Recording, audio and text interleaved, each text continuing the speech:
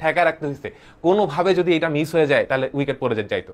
So এই কোয়েশ্চেনটা একটা ঝালমরিচ, মানে ক খ দেখে খুশি হওয়ার কোনো কারণ নাই যে ভাইয়া এত ইজি ম্যাথ কি বোর্ডে দেয়। ভাইয়া হ্যাঁ, এত ইজি ম্যাথই বোর্ডে দেয়, বাট একটা ঝামেলা করে। এখানে যেমন গ নাম্বারে ঝামেলাটা করছে, গ নাম্বারে কি বের করতে বলা হয়েছে, বাবুল ব্রাদার্সের 20 থেকে 30 তারিখের লেনদেনগুলো দ্বারা হিসাব সমীকরণের মাধ্যমে দেখাও যে A is equals to A plus E. এইটা মানে কি ভাইয়া, এটা মানে হচ্ছে আমাদের এখানে করতে বলা হয়েছে বিবরণী ছক। ঠিক আছে, আমাদের এখানে কি করতে হবে ভাইয়া, বিবরণী ছক প্রস্তুত করতে হবে। আচ্ছা, বিবরণ ছক জিনিসটা কি, ওই যে খাতার মধ্যে দাগ কাটছিলাম, গত ক্লাসে পড়াইছিলাম যে এই দিকে কয়েকটা কলাম হয়, এদিকে কয়েকটা কলাম হয়, তারপর আমাদের লেনদেন বুঝে বুঝে করতে হয়। আচ্ছা, সম্পদের পাশে কয়টা বক্স হবে বা কয়টা কলাম হবে আর দায়ের পাশে কয়টা কলাম হয় সেটা আমরা কিভাবে জানবো বলছিলাম, মনে আছে? আমাদের সবার আগে কি করতে হবে, এই লেনদেনগুলোর শর্টকাট জাবেদা করতে হবে। আমরা একটু শর্টকাট জাবেদা করি তো, মানে কি ভাইয়া, 20 থেকে 30, তার মানে ভাই কোনটা কোনটা আসবে, এই 20 থেকে 30 এই চারটা আসবে। আচ্ছা, এই চারটার আমরা শর্টকাটে জাবেদা করি। পুরাতন আসবাবপত্র বিক্রয়, ভাই জাবেদা কি হবে, পুরাতন আসবাবপত্র বিক্রয় নগদ টাকা পাইছি, নগদান ডেবিট আর আসবাবপত্র ক্রেডিট। ঠিক আছে, ওকে, আমরা একটা জাবেদা করে ফেলছি। তারপরে ধারে পণ্য ক্রয়, ধারে পণ্য ক্রয় করলে ভাই জাবেদা কি, মানে কি হয়, ক্রয় ডেবিট, আর ধারে পণ্য ক্রয় করছে এই জন্য পাওনাদার বা প্রদেয় হিসাব অবলিক প্রদেয়, দুইটাই লিখতেছি, পাওনাদার অবলিক প্রদেয় ক্রেডিট। তোমাদের বোঝার সুবিধার জন্য পুরোটাই আপাতত লিখলাম, নাহলে আমরা আরো পাওনাদারের জায়গায় শুধু প একারে পা লিখতাম, প্রদেয়ের জায়গায় শুধু প রফলা এরকম লিখতাম। এটা হলো শর্টকাট জাবেদা। তারপর ব্যাংকে জমা দেওয়া হলো, ব্যাংকে জমা দেওয়া হইলে ব্যাংকে টাকা বেড়ে যায় না, তাহলে ব্যাংক ডেবিট। আচ্ছা, আর নগদ টাকা ব্যাংকে জমা দিছি না, তাহলে নগদ টাকা কমে গেছে, তাহলে নগদান ক্রেডিট। ওকে, তারপরে ধারে পণ্য বিক্রয় করা হয়েছে, ধারে কি বিক্রয় করা হয়েছে, পণ্য বিক্রয় করা হয়েছে, তাহলে ভাই জাবেদা কি হবে, বিক্রয় করলে বিক্রয় ক্রেডিট, ক্রয় করলে ক্রয় ডেবিট। যদি, আচ্ছা আমি দুইটা একসাথে বলছি, আমি একটা একটা করে বলি। বিক্রয় করলে বিক্রয় হিসাব ক্রেডিটে হয়, যদি বিক্রয় করা হয় নগদে তাহলে নগদান ডেবিট, যদি বিক্রয় করা হয় চেকে তাহলে ব্যাংক ডেবিট, যদি বিক্রয় করা হয় ধারে তাহলে দেনাদার বা প্রাপ্য হিসাব ক্রেডিট। তাহলে এখানে ভাই ডেবিট কি হবে, প্রাপ্য, আরে হ্যাঁ প্রাপ্য তো ঠিকই আছে, প্রাপ্য ডেবিট আর বিক্রয় ক্রেডিট। তাহলে আমরা শর্টকাট ভাই জাবেদাগুলো করছি। আচ্ছা, এবার আমার কাজ হচ্ছে এইখান থেকে উপর 10 20 30 40 আমরা আপাতত নীল কালিটা নেই, যাতে আমরা বুঝাইতে পারি যে কোনটা কি। এইখান থেকে আমার কাজ হচ্ছে সম্পদ কে কে, তাদেরকে আগে আমি সাইড করব। সেখান থেকে আমার নগদান একটা সম্পদ, আসবাবপত্র একটা সম্পদ, ক্রয় একটা ব্যয়, পাওনাদার আমার জন্য একটা দায়। আচ্ছা, ব্যাংক একটা সম্পদ, আমরা ইউনিক সম্পদ কতগুলো সেগুলো বের করতেছি। নগদান একটা সম্পদ, আসবাবপত্র একটা সম্পদ, ব্যাংক একটা সম্পদ, নগদান অলরেডি এনে ফেলছে, এটা আমার আনার দরকার নাই, প্রাপ্য একটা সম্পদ। ঠিক আছে, তাহলে ভাই আমরা সম্পদ পাইলাম কয়টা, চারটা সম্পদ পাইলাম। ওকে, তাহলে আমার ওই যে একটা লম্বা বড় ছক ছিল, ওইখানে সম্পদের পাশে ভাই কয়টা ঘর হবে, সম্পদের পাশে চারটা ঘর হবে। ওকে, এবার আমরা দেখি দায় কয়টা। সো দায়গুলোকে আমরা কি দিয়ে মার্ক করতে পারি, এটা দিয়ে মার্ক করতে নিচে দাগায় দিব। সো ক্রয় আমার জন্য একটা ব্যয়, ব্যয় আমরা কোথায় নিয়ে আসি, মালিকানা সত্ত্বের মধ্যে ব্যয়কে নিয়ে আসি। মালিকানা সত্ত্বের মধ্যে ভাই আরো কে কে আসে, মূলধন, উত্তোলন, আয়, ব্যয়। এই চারটা আমার কোথায় আসবে ভাইয়া, মালিকানা সত্ত্বের মধ্যে আসবে। এটা বাদে সম্পদের জন্য আলাদা জায়গা আছে, দায়ের জন্য আলাদা জায়গা আছে। ওকে, সো আমার পাওনাদার ও প্রদেয় হিসাব এটা একটা দায়, আর আমার আপাতত এই জায়গায় দায় নাই, ক্রয় একটা ব্যয়, বিক্রয় একটা আয়, নগদ তো সম্পদের অলরেডি চলে আসছে। তাহলে ভাইয়া আমার সম্পদ পাশে কয়টা ঘর হবে, চারটা, দায় পাশে কয়টা ঘর হবে, একটা, আর বাদ বাকি জিনিসগুলো কোথায় আসতেছে ভাইয়া, মালিকানা সত্ত্বের মধ্যে আসতেছে। ওকে ডান, এবার আমরা তাহলে একটা ছক করি, চেষ্টা করে দেখি। ওকে, আমার তো কেউ এখনো স্লাইড সহ দেখিনি, সমস্যা নাই, দায় একটা, ঠিক আছে। আচ্ছা, বন্ধুদেরকে মেনশন দিয়ে রাখছে, দোস্ত ক্লাস অনেক ভালো হচ্ছে, তাড়াতাড়ি চলে আয় ক্লাসে, ভালো লাগছে জিনিসটা দেখে। ওকে, সো এবার আমরা দেখি সম্পদ পাশে চারটা ঘর, নগদান, আসবাবপত্র, ব্যাংক, দেনাদার, দায় পাশে একটা ঘর, পাওনাদার বা প্রদেয় হিসাব, আর মালিকানা সত্ত্বের পাশে জাস্ট মূলধন লিখছে।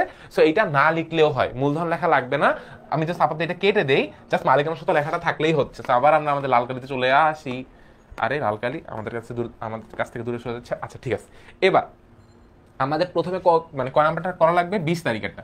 20 তারিখে পুরাতন আসবাবপত্র বিক্রয় করে নগদ টাকা আসছে না, সো নগদ সাইডে কি করছি ভাইয়া, যোগ করছি।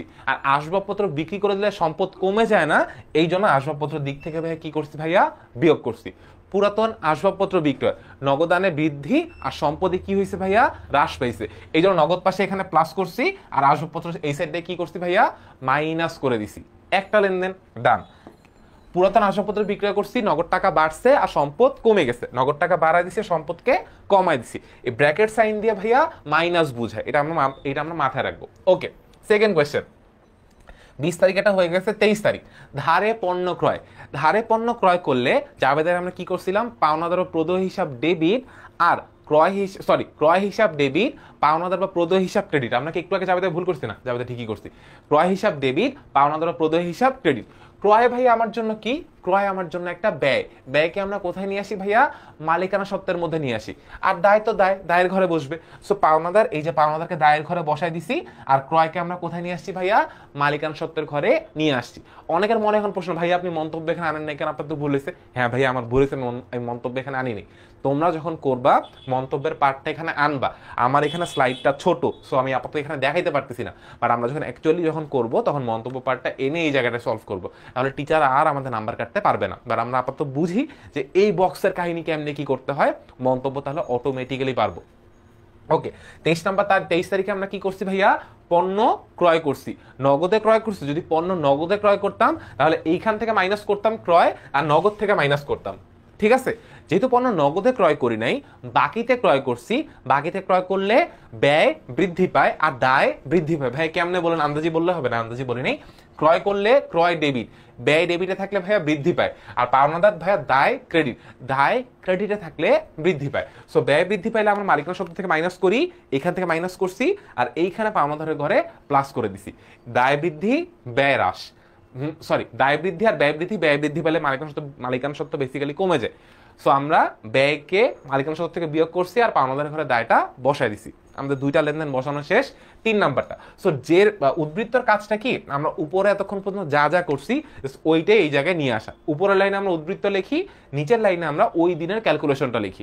উদ্বৃত্ত কত আসছে, উপর থেকে নগদানের 3500, আসবাবপত্রের মধ্যে মাইনাস 3500, পাওনাদারের মধ্যে 30,000, মূলধনের মধ্যে মানে মূলধন বা মালিকানা সত্ত্বের মূলধন না, এখানে বেসিক্যালি মালিকানা সত্ত্বের মধ্যে কত আসতেছে ভাইয়া, মাইনাস 30,000 টাকা। এটা হচ্ছে আমার দুইটা লাইন। 3 নাম্বারটা কি করছি ভাইয়া, 3 নাম্বার মানে হচ্ছে এই দুইটা শেষ। 28 তারিখ ব্যাংকে জমা দেওয়া হলো। ব্যাংকে জমা দেওয়া হলে বা জাবেদা আমরা কি করলাম ভাইয়া, ব্যাংক ডেবিট, ব্যাংকে বৃদ্ধি পাইছে, নগদ টাকা কি হয়েছে ভাইয়া, কমে গেছে। দেখি তো কি হয়েছে, এই যে ব্যাংকে বৃদ্ধি পাইছে, নগদ টাকা কমে গেছে, ব্যাংকে প্লাস, নগদের ঘরে মাইনাস। তারপরে ভাইয়া 4 নাম্বারটা কি বলছে, ধারে পণ্য বিক্রয়। ধারে পণ্য বিক্রয় করলে আমার আয় হয়, আয় হইলে মালিকানা সত্ত্বের ঘরে কি করতে হয় ভাইয়া, প্লাস করতে হয়।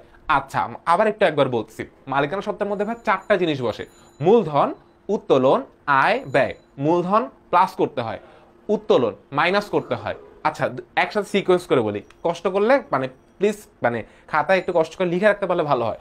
সো আমরা যেটা বলতেছিলাম, মালিকানা সত্ত্বের মধ্যে আমাদের কয়টা উপাদান আসে, 4টা উপাদান আসে। কে কে আসে ভাইয়া, মূলধন, উত্তোলন, আয়, ব্যয়। মূলধন যোগ করতে হয়, আয় যোগ করতে হয়, ব্যয় বিয়োগ করতে হয়, উত্তোলন বিয়োগ করতে হয়। আর একবার বলতেছি, মালিকানা সত্ত্বের এই ঘরটার মধ্যে আমাদের 4টা জিনিস আসতে পারে। কে কে 4টা জিনিস, 1 মূলধন থাকলে যোগ করতে হয়, 2 আয় থাকলে যোগ করতে হয়, 3 ব্যয় থাকলে বিয়োগ করতে হয়, 4 উত্তোলন থাকলে বিয়োগ করতে হয়। এইখানে এটা হচ্ছে আমাদের কি ছিল ভাইয়া, 30,000 টাকা আমরা পণ্য ক্রয় করছি, ক্রয় আমার জন্য ব্যয়, এই জন্য এই ঘর থেকে আমরা কি করছি ভাইয়া, বিয়োগ করছি। তারপরে এইখানে আমার 25,000 টাকা আমার জন্য কি ভাইয়া, আয়, বিক্রয় করলে আয় হয়, এই জন্য আমরা এই ঘরে কি করলাম ভাইয়া, যোগ করছি। আমি একটু একবার দেখি তো, এই যে ধারে পণ্য বিক্রয় 25,000 টাকা, যেটা আমার জন্য একটা আয়, এই জন্য আমরা এই ঘরে কি করছি ভাইয়া, যোগ করছি। আর আমরা কি নগদে বিক্রি করছি, নগদে বিক্রি করলে আমার এই নগদের ঘরে প্লাস করতাম আমরা, যেহেতু আমরা ধারে বিক্রয় করছি, তাহলে আমরা কোথায় আমাদের কি বৃদ্ধি পাইছে, এই যে দেনাদার আমার বৃদ্ধি পাইছে, কত টাকা ভাইয়া, 25,000 টাকা। সো এইখানে মানে সবগুলো আমরা বসায় ফেললাম, যেহেতু 4টা লেনদেন ছিল, 4টা লেনদেন 4টার মতো জায়গায় আমরা বসায় ফেলছি। তারপরে কাজ কি ভাইয়া, যোগ বিয়োগ করা। এখানে আসতেছে এই দুইটা যোগ বিয়োগ করলে আসতেছে 1500 উদ্বৃত্ত নামাইলাম, এখানে 3500 এটাই নামাইলাম, এখানে 5,000 নামাইলাম, 25,000 নামাইলাম। এই 4টা যোগ বিয়োগ করে আসতেছে আমাদের 25,000 টাকা। তারপরে এদিকে এখানে 30, এখানে 5,000, এটা প্লাস ওইটা মাইনাস, যোগ বিয়োগ করে আসতেছে কত ভাইয়া, 25,000 টাকা। দুই সাইডে মিলছে, আমার অঙ্ক হয়েছে, দুই সাইডে মিলে নাই, আমার অঙ্ক হয়নি। কোয়েশ্চেনটা ছোট, দ্যাট ডাজন্ট মিন এটা খুবই সহজ। প্র্যাকটিস